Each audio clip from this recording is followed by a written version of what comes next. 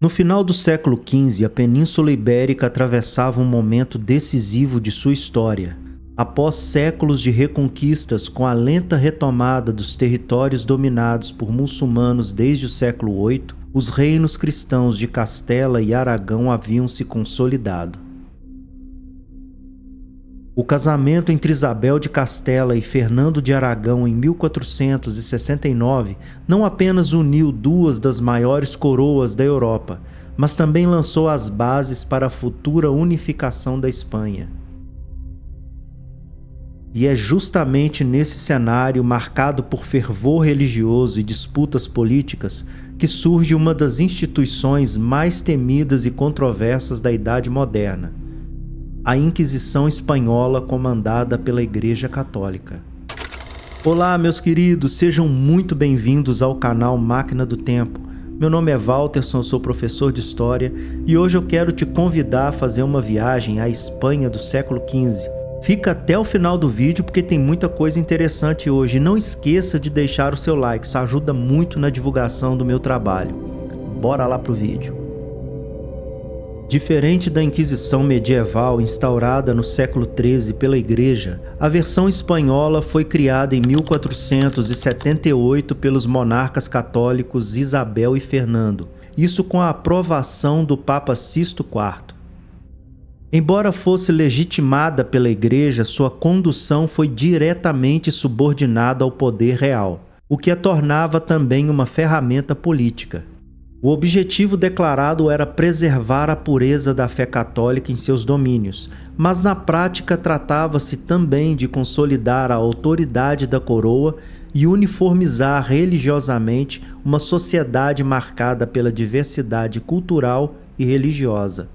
O fato é que na Espanha do século XV havia uma grande população de judeus e muçulmanos, muitos dos quais haviam sido forçados a se converterem ao cristianismo.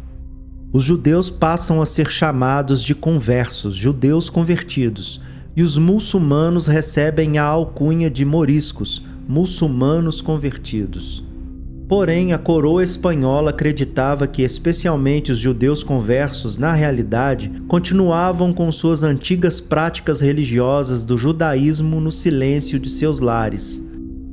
Nesse contexto das acusações de heresia, aliada à pressão social e à rivalidade econômica, o país se transformou em um barril de pólvora prestes a explodir em uma loucura coletiva de perseguições e denúncias que acarretariam em anos de um terror inimaginável. É desse caos que surge a figura de Tomás de Torquemada, o primeiro inquisidor-geral da Espanha e talvez o nome mais associado à dureza da instituição. Nascido em Valladolid, Torquemada era um dominicano, sobrinho de um cardeal espanhol muito influente e desde cedo ganhou fama por seu rigor moral e zelo religioso. Mais tarde ele cairia nas graças dos reis católicos da Espanha e se tornaria o confessor pessoal da rainha Isabel, conquistando sua confiança e influência sobre as decisões religiosas da monarquia. Em 1483, Torquemada foi nomeado inquisidor-geral e passou a organizar a instituição em todo o reino.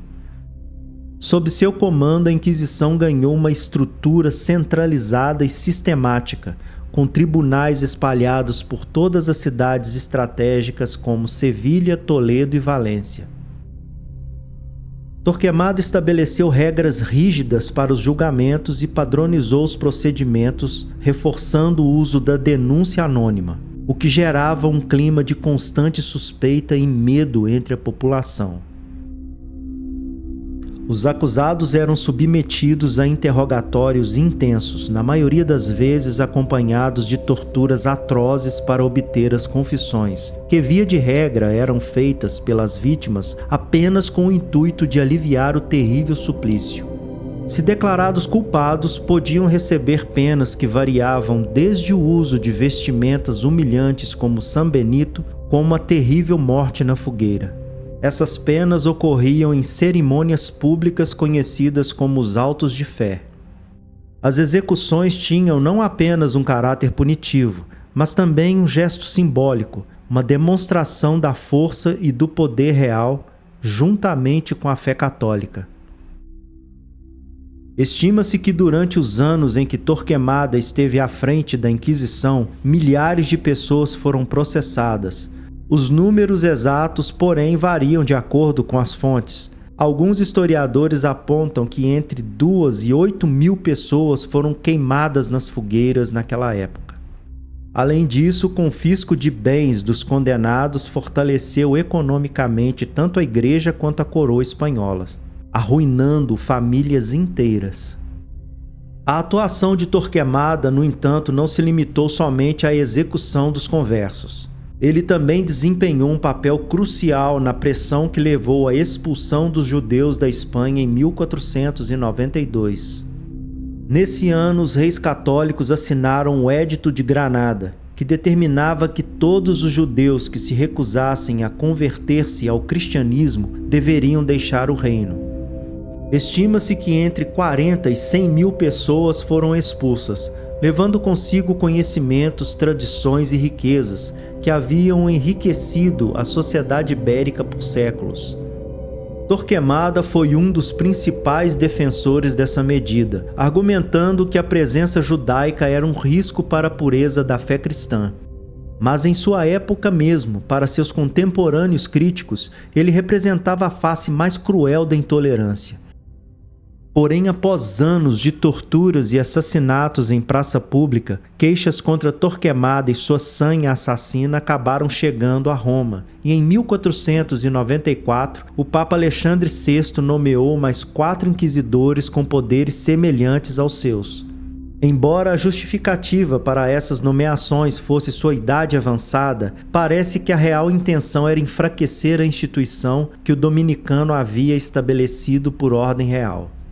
Sentindo-se profundamente humilhado com essa decisão do Papa, Torquemada resolve se mudar para um convento em Ávila, onde morreu tranquilamente enquanto dormia no ano de 1498.